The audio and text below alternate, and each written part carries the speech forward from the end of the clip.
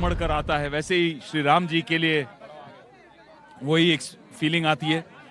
दूसरी बात, बहुत ज्यादा खुशी है कि इतने ऐतिहासिक क्षण पर 500 साल के वनवास के बाद रामलला घर आ रहे हैं अपने घर, और इतने लोगों की कड़ी तपस्या, इतने लाखों लोगों के बलिदान के बाद रामलला घर आ रहे हैं, और उस ऐतिहासिक क्षण का हमें बनने का एक मौका मिला है। इससे बड़ी हमारी क्या बात हो सकती है? ये राम जी का आशीर्वाद है, वरना हम क्या हैं।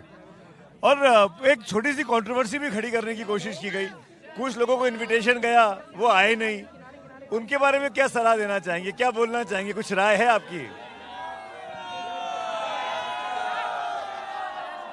चाहे आप भारत के किसी भी प्रांत के हों, चाहे आप कमल के हों, हाथ के हों, बाण के हों, जो भी आपका सरनेम हो, जो आपकी जाति हो, जो आपका धर्म हो, कोई फर्क नहीं पड़ता है, क्योंकि भारत का हृदय है राम, और हर भारतीय के हृदय में राम। क्योंकि राम सिर्फ भगवान नहीं है, राम आदर्श हैं, राम आइडल हैं।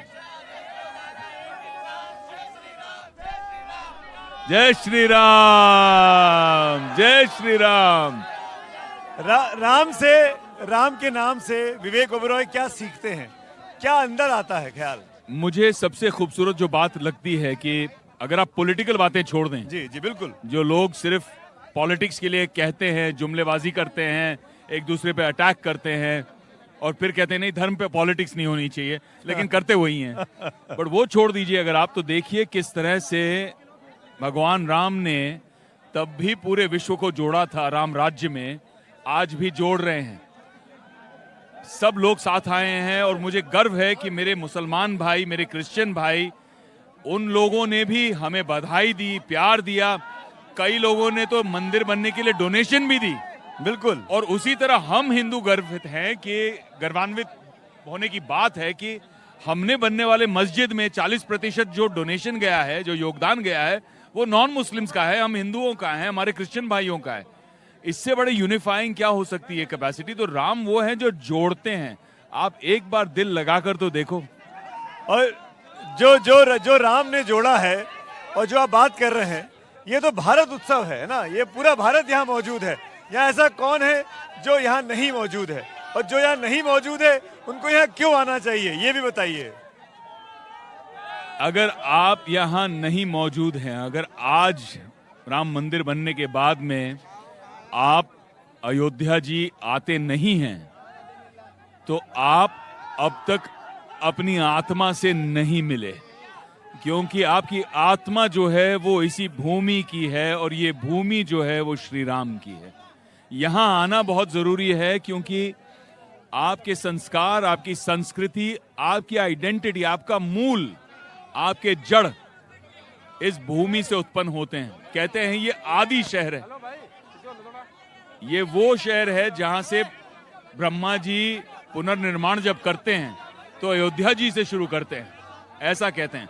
मैं भी पहली बार आया हूं, ऐसा नहीं है कि मैं कई बार अयोध्या आ चुका हूं, ऑनेस्टली।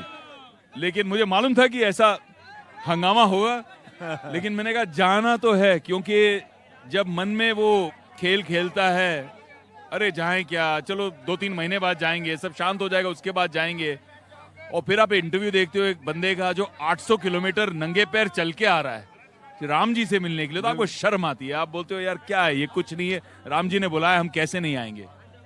तो ये मैं आपसे पूछना चाह रहा हूँ, यहाँ पे मैं कई लोगों से मिला हूँ, कोई साइकिल से चल के आ रहा है, कोई मोटर, एक लेडी से मिला मैं कल, शी मस्ट बी अराउंड 47-48, अकेली है, लोन बाइकर, इंदौर से बाइक पे चली आई दर्शन करने के लिए। तो ऐसे बहुत से लोग हैं, आपने बिल्कुल ठीक बात बोली है, शायद इसीलिए मैं इसको भारत उत्सव बोल रहा हूँ। हर तरह के लोग हैं, हर तरह की बातें हो रही हैं। विश्व उत्सव है, सिर्फ भारत के नहीं, क्योंकि लोग साउथ कोरिया से, जापान से, विदेशों से आ रहे हैं। जो एनआरआई हैं वो तो आ ही रहे हैं, बट जो एक्चुअली जापानी और साउथ कोरियन और अमेरिकन लोग हैं वो भी आ रहे हैं श्री राम जी से मिलने के लिए। ये विश्व उत्सव है, सिर्फ भारत उत्सव नहीं। आपने कोई रोल भी किया है जिसके बारे में आप बताना चाहें? मुझे ऐसा लगता है कि राम जी की प्रेरणा से हम अपने जीवन में मर्यादा पुरुषोत्तम बनने की कोशिश करते हैं। हमारी कोशिश यही रहती है। तो मुझे लगता है कि अगर कोई युग पुरुष है जिनकी वजह से, जिन्होंने पिछले 20-30 साल की तपस्या से एक बहुत बड़ा श्रेय उनको जाना चाहिए, उनका कंट्रीब्यूशन, उनकी मेहनत, उनकी कमिटमेंट के लिए, वो है हमारे माननीय प्रधानमंत्री नरेंद्र मोदी जी, जिनकी वजह से ये मंदिर आज प्राण प्रतिष्ठा हो रही है और उद्घाटन हो रहा है और हम सब ये अनुभव कर पा रहे हैं। आपको लगता है मोदी जी को थैंक यू कहना चाहिए कि नहीं? लगता है कि नहीं? मोदी जी ने सही काम किया कि नहीं?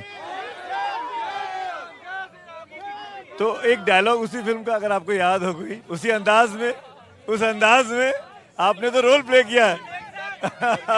एक आखिर में कुछ और कहना चाहते हैं प्रभु श्री राम के बारे में? ये देखिए, बिल्कुल सही कहा आपने। योगी जी को भी, योगी जी भी कमाल ही हैं, बहुत अच्छा, इतना मुश्किल आयोजन, इतने लाखों लोग, बाबा की जय हो। बिल्कुल से। एक आखिरी सवाल मैं पूछना चाहूंगा, आप परिवार के साथ कब आ रहे हैं? आज तो आप अकेले हैं। आप विश्वास नहीं करेंगे भाई, मेरे पहली बार आया हूं अयोध्या। ये जो ऊर्जा मैंने महसूस की अयोध्या की, जो भक्ति हवा में इस वक्त है, आप सांस लो तो भक्ति आपके अंदर जाती है। ये एक्सपीरियंस जो किया है मैंने आज ही अपनी पत्नी को फोन किया और कहा कि बड़ों को, बुजुर्गों को, हम उम्रों को, बच्चों को, सबको लेके पूरा का पूरा ओबरॉय परिवार जल्दी अयोध्या वापस आएगा राम जी से मिलने और मत्था टेकने। तो जब आप आएंगे, जब विवेक ओबरॉय आते हैं तो भीड़ आ जाती है, ये आपको अच्छी लगती है या ये आपको तंग करती है या आपको सुकून नहीं दे पाती? भगवान के पास आदमी बैठता है तो सुकून ढूंढता है, कैसा लगता है तब? क्या विवेक ओबरॉय होना भारी लगता है उस टाइम पे? देखो, जीवन में ईश्वर कभी आपको कुछ मीठे फल देता है, कुछ खट्टे फल देता है, कुछ कड़वे फल देता है। अगर आप बोलो कि मुझे कड़वा क्यों दिया, मुझे मीठा क्यों दिया, मुझे खट्टा क्यों दिया, आप एक क्षण के लिए रुको और सोचो, मुझे इतने फल दिए, कितने फल दिए, ये फल ही ना मिलते तो कुछ मीठे सही, कुछ कड़वे सही, कुछ पाने के लिए कुछ खोना पड़ता है, जो आप कहना चाह रहे हैं। और ये प्यार है लोगों का। कभी कभी थोड़ा ज्यादा फिजिकल हो जाता है प्यार, लेकिन प्यार है। वो डर वहीं लगता है, सब छूना चाहते हैं, सब टच करना चाहते हैं, सब सेल्फी लेना चाहते हैं। एक बात और बताइए, सियासत की तरफ आने का क्या इरादा है? बिल्कुल नहीं, दूर दूर तक नहीं। नहीं, चुनाव नहीं लड़ना है? बिल्कुल नहीं, कभी नहीं। मुझे लगता है कि जो मुझे अपने देश के लिए, अपने समाज के लिए काम करना है, 20 सालों से जो मैं अपने समाज सेवा की ऑर्गेनाइजेशन, मेरी संस्था के थ्रू, हमारे फैमिली एनजीओ के थ्रू कर रहा हूं काम, वो मैं ऑलरेडी अचीव कर रहा हूं। और मुझे लगता है कि जैसे आप सियासत में आते हैं तो आप स्केल बहुत कर सकते हैं, लेकिन आप एक सियासी चक्रव्यूह में थोड़े से उलझ भी जाते हैं।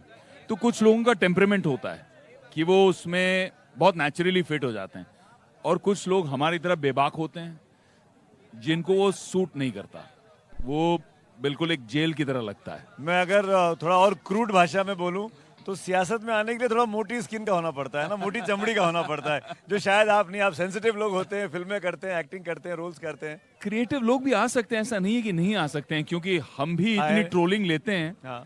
इतनी ट्रोलिंग कभी कभी लेते हैं कि हमें भी मोटी चमड़ी का होना ही पड़ता है। लेकिन मैं कह रहा हूं कि जो एक इंडिपेंडेंस है, एक सोच की, एक कर्म की इंडिपेंडेंस है, कि मुझे लगा कि ये गलत है, मुझे इसको ठीक करना है, मुझे समाज के लिए ये कंट्रीब्यूट करना है, तो मैं कर सकता हूं।